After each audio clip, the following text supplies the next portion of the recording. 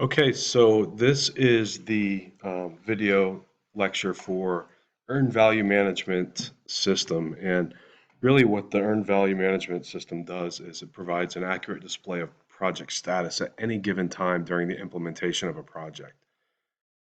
It also will help you with the identification of trends and problems, which will provide you the basis for course corrections for the project.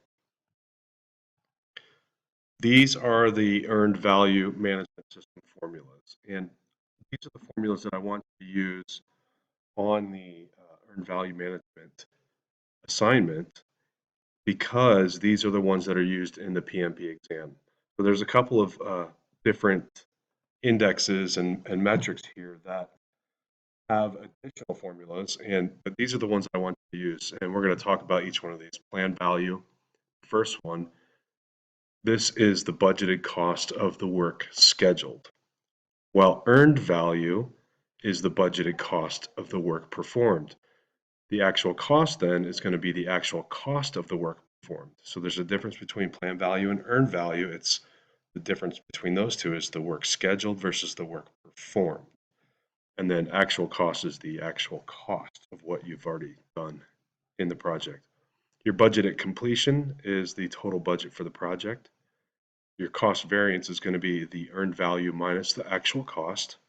Your schedule variance is going to be the earned value minus the planned value. So if you think about those two for just a second, schedule variance, you're looking at earned value, which is, if you remember, the budgeted cost of the work performed, minus the planned value, which is the budgeted cost of the work scheduled. So of course, that's going to be your schedule variance, right? Because if you think about what you've performed versus what was scheduled, it makes sense that that's the schedule variance, right? Whereas the cost variance then is the budgeted cost of the work performed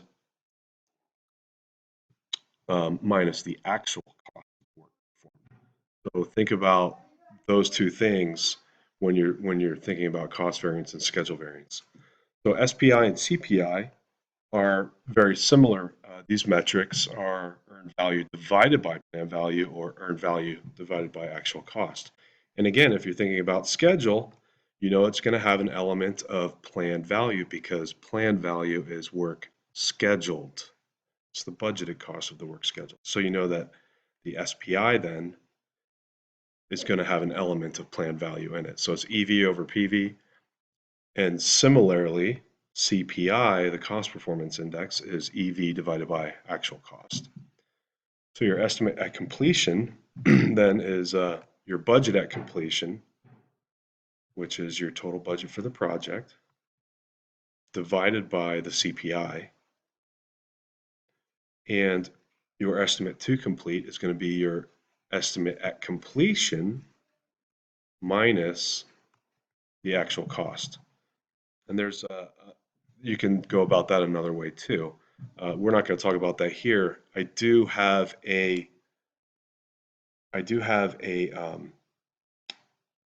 article that I would like for you to read that's going to talk about TCPI and the other equation that I do want you to use based on what the article says.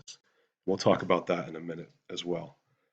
The variance at completion then is the budget at completion minus the estimate at completion. And then TCPI is to complete performance index. Really what this does is it takes the measures and the metrics, basically your performance that you've been doing thus far on the project, and it applies that same rate of performance to the rest of the project to give you an estimate on what your to complete index would be. So there is, again, I'll say this again, and I'll tell you another time when we're looking at the module, but this particular formula, TCPI, you're going to use either this equation or the other equation that is in the article that I'm going to have you read for the EVM assignment, and you're going to have to make a decision on which formula you use based on performance of the project at the time. Okay, and it'll make a little bit more sense when you read that. Okay, So I'm going to go over an example for your planned costs here. And in this example, we have a number of tasks here on the left. So I've got 22 tasks to complete this project, and we're going to complete the project in 4 months. And the way that we have designed this project is we're splitting the number of tasks up. There's 4 tasks in the first month, 5 through 9 in the second month, 10 through 15 in the third month, and 16 through 22 in the fourth month, and that will complete the project. You can see there's a total amount of dollars that's budgeted.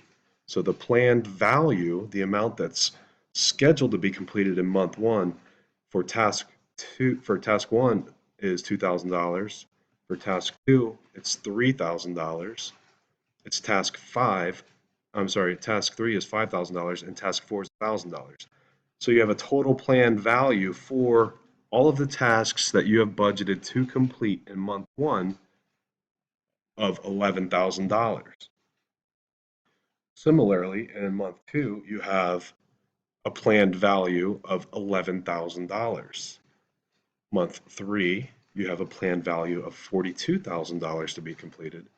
And month 4, you have a planned value of $69,000 to be completed for a total project cost of $133,000. So that's how you look at planned value, right? And again, if we were to look back at our formulas, we know that the planned value is the budgeted cost of the work scheduled, right?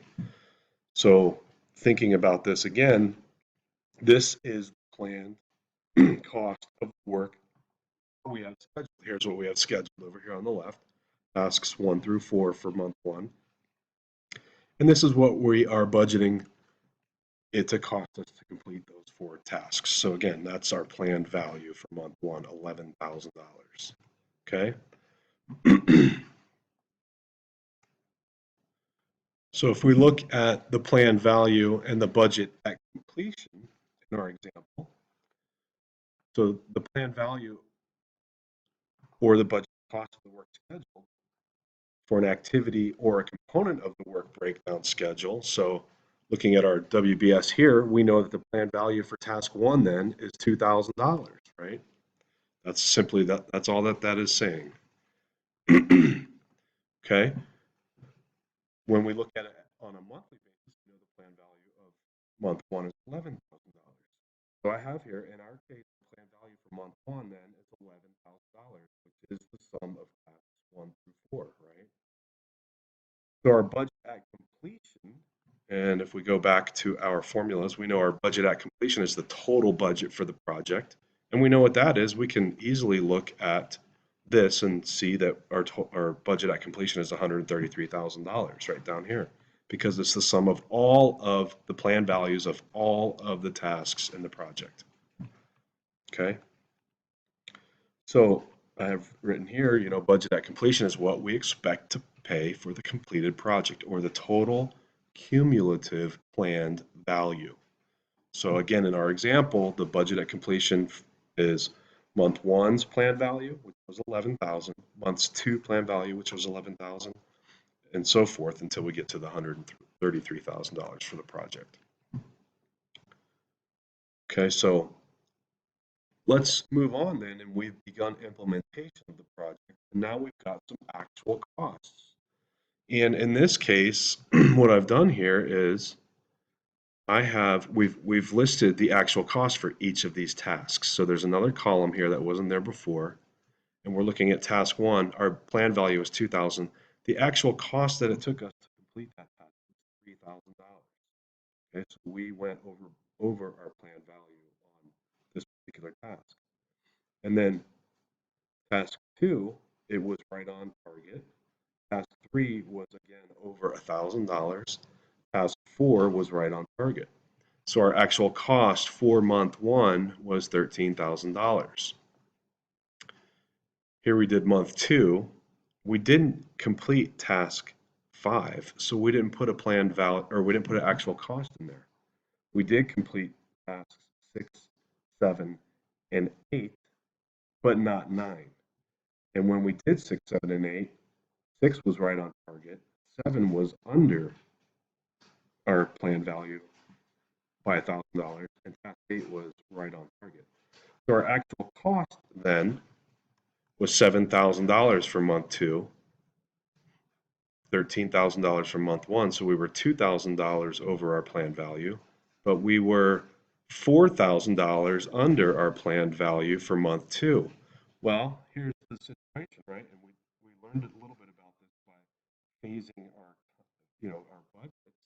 When we time phase our budgets, this is the reason why we do this. Because if we were just looking at the numbers, we'd be like, oh, great, well, we're under budget for month 2, right?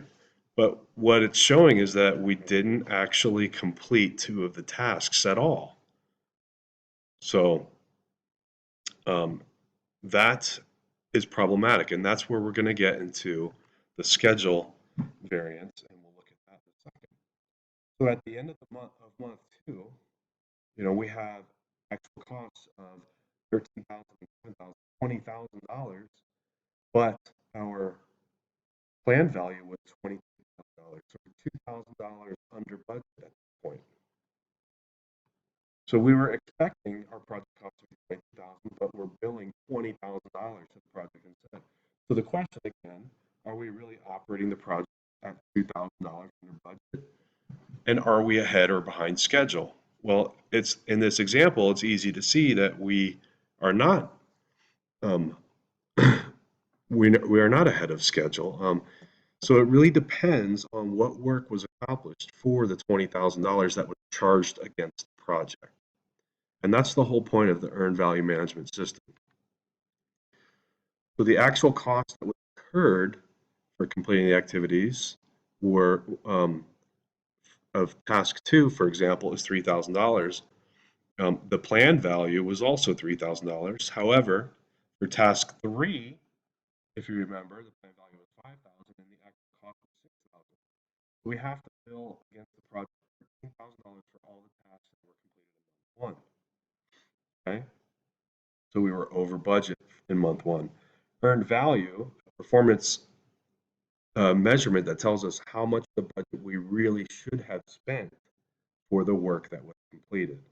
So for month 1, we're charging $10 in actual cost, even though we should have only paid $11,000.